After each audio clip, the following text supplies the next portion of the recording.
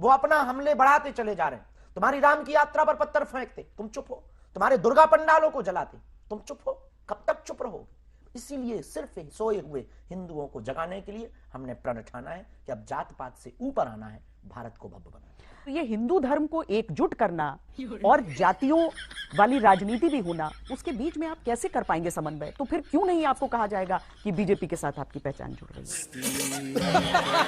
हम देश में हिंदुओं को एक करके ही मानेंगे और सनातनियों को एक करके ही छोड़ेंगे। इमेजिन करके देखो, 26 साल का लड़का यहाँ पर एक बाबा बन गया। कहीं ऐसा ना हो कि आने वाले सालों में हमें देखने को मिले कि 15-16 साल के लड़के भी स्कूल से ड्रॉप आउट करके बाबा बनने की सोच रहे हो। लेकिन इसके बाद इसने कहा, सब अपने हाथ में हथियार उठा लो। मतलब सब हथियार उठा लेंगे अपने हाथों में, तो पुलिस क्या करेगी? पुलिस की अपनी जॉब छोड़ दे और बाबा बनने बैठ जाए। तो दोस्तों फाइनली वीडियो के क्लिप देखकर आप समझ गए होंगे कि आज की वीडियो किस टॉपिक पे होने वाली है। और आप तो जानते हैं कि धीरेन्द्र शास्त्री जो कि हिंदू मुस्लिम और अपने भड़काऊ भाषण के लिए बहुत ज़्यादा फेमस है, तो उसी से रिलेटेड आज इस धीरेन्द्र शास्त्री की बैंड बजने वाली है। तो इस वीडियो को शुरू से लेकर एंड तक जरूर देखो और अपना राय कमेंट में जरूर बताएं। हम देश में हिंदुओं को एक करके ही मानेंगे और सनातनियों को एक करके ही छोड़ेंगे। हमेशा तो चर्चा में आप रहते हैं, लेकिन कुछ दिनों से ऐसा मुझे लग रहा है जैसे थोड़ा लो प्रोफाइल आप हो गए। कुछ बात कभी कभी शेर अगर 4 कदम पीछे हो जाए तो आप डरा हुआ मत समझिए, लंबी छलांग मारने के लिए वो पीछे भी जाता है। तो अरमाई जंगल में गई रही या कि शेरे तोहरा घरे आई रहे। भारत को बचाना है, भारत को जलने से बचाना है, भारत को बांग्लादेश होने से अगर बचाना है, भारत को कोलकाता होने से अगर बचाना है, हम सब जुड़ मिलकर के रहेंगे, जात पात से ऊपर उठेंगे। आपको लग रहा है कि भारत में स्थिति इतनी बुरी है? आपको लग रहा है कि ऐसी स्थिति है कि अब आपको बांग्लादेश की तरह बनने से बचाना है? शाबाश! योगी आदित्यनाथ जब ये कहते हैं कि बटेंगे तो कटेंगे, जिसके इर्द गिर्द खूब राजनीति हो जाती है, और आप उस सुर में अगर बोलते हैं तो आपको कांग्रेस नेता कहते हैं कि ये तो बीजेपी की लिखाई हुई स्क्रिप्ट बोल रहे हैं। बेफिजूली की बातें हैं। 4 ये फंस गया सीएम। ये यात्रा आपकी हिंदुओं को किसी दूसरे मजहब के विरुद्ध एकजुट करने की बात है, या फिर जातियों से परे हिंदू धर्म को एकजुट करने? केवल हिंदुओं को हिंदू से एक करने की बात है। वाह क्या एक्टिंग कर रहे हैं। वो अपना हमले बढ़ाते चले जा रहे हैं। तुम्हारी राम की यात्रा पर पत्थर फेंकते, तुम चुप हो। तुम्हारे दुर्गा पंडालों को जलाते, तुम चुप हो। कब तक चुप रहो? इसीलिए सिर्फ सोए हुए हिंदुओं को जगाने के लिए हमने प्रण ठाना है कि अब जात पात से ऊपर आना है, भारत को भव्य बनाना है। ये हिंदू धर्म को एकजुट करना और जातियों वाली राजनीति भी होना, उसके बीच में आप कैसे कर पाएंगे समन्वय? तो फिर क्यों नहीं आपको कहा जाएगा कि बीजेपी के साथ आपकी पहचान जुड़ रही है? अरे बाप रे, ये तो धोती खोल रहा है। तो दोस्तों इस वीडियो को शुरू से लेकर एंड तक जरूर देखना, क्योंकि आपको ये पता लगने वाला है कि धीरेन्द्र शास्त्री का लिंक बीजेपी से है या फिर नहीं है। ये एंटी सनातनी क्या होता है? सबको पता है जिन्हें सनातन से परहेज। ठीक ऐसे समझो जैसे उल्लुओं को दिन से परहेज। इसकी मौका अगर भाईचारा बनाना तो दोनों तरफ से बढ़ना चाहिए ना। आपके भी तो उत्सव आते हैं, आपके भी तो त्योहार आते हैं, दीजिए आप हमारे गरीब हिंदुओं को मौका, चादर बनाने का मौका दीजिए। ये ऑल इंडिया उलेमा बोर्ड के जो उनके प्रदेश अध्यक्ष हैं, उन्होंने कहा था कि धीरेन्द्र शास्त्री जी ऐसे बयान देकर देश के अंदर नफरत न फैलाएं। हम भी ईद हो या बकरीद हो, हमारे हिंदू भाइयों से कपड़े खरीदते हैं, सेवैयां खरीदते हैं, तो फिर कारोबार से किसी को वंचित क्यों किया जाए?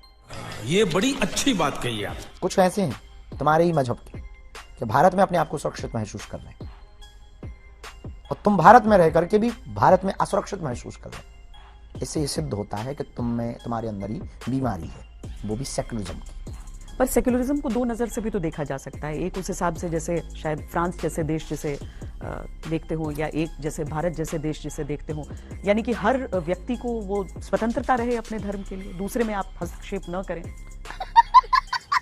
आप इतने ही उदार हो, आप शांति चाहते हैं और आप कहते हैं गंगा जमनी, आप कहते हैं हिंदू मुसलमान ना हो। ठीक है, आप ये 2 स्थान छोड़ दीजिए प्रेम पूर्वक कि हमारी तरफ से दिया, कहानी खत्म हो जाएगी, रेस खत्म हो जाएगी। ये योगी जी मंच से कह रहे हैं ये बात, तो आपको नहीं लगता है कि थोड़ा सा द्वेष बढ़ सकता है 2 समुदायों के बीच? सही पकड़े हैं पूरे, क्योंकि 100 मुसलमानों में एक हिंदू सुरक्षित नहीं है, लेकिन 100 हिंदुओं में एक मुसलमान सुरक्षित है। हम देश में हिंदुओं को एक करके ही मानेंगे और सनातनियों को एक करके ही छोड़ेंगे। अभी बदत है भाई, अभी बदत है। इमेजिन करके देखो 26 साल का लड़का यहाँ पर एक बाबा बन गया। कहीं ऐसा ना हो कि आने वाले सालों में हमें देखने को मिले कि 15-16 साल के लड़के भी स्कूल से ड्रॉप आउट करके बाबा बनने की सोच रहे हो। लेकिन इतना काफी नहीं है, इसके ऊपर थोड़ा हिंदू मुस्लिम छिड़क दो तो न्यूज वाले आज के दिन वैसे ही आपको पॉपुलर बना देंगे।